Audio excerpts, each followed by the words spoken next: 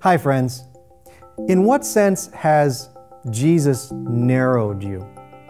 We don't typically like to think of ourselves as narrow people, as narrow human beings. But the fact is, Jesus set very clear lines down for what it means to follow Him. We can't just roam around our head, giving rein to every thought that we might think. We can't just give rein to every feeling that comes to our hearts.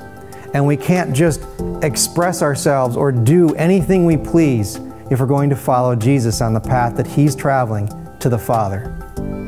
Let's open our Bibles to Matthew chapter 7, verse 13 and 14. Jesus says, "Enter through the narrow gate, for wide is the gate, and broad is the road that leads to destruction, and many enter through it.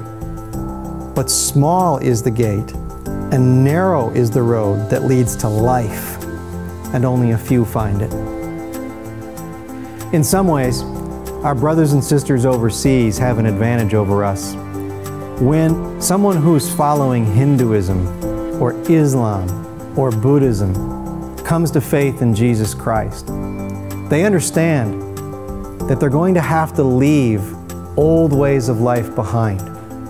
The minute they become baptized believers in Jesus Christ, those old ways, they understand, have to go away.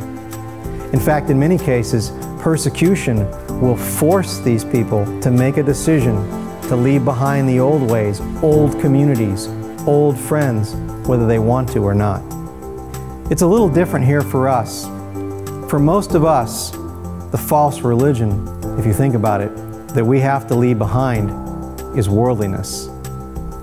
When we do come to Jesus and decide to follow Him on that narrow path, He does expect us to leave those worldly ways behind, little by little, more and more. But no one here, for most of us, is going to force us to leave that worldliness behind.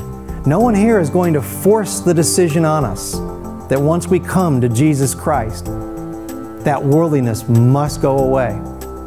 And yet Jesus does expect that we lay down our worldly ways and walk the narrow path with Him.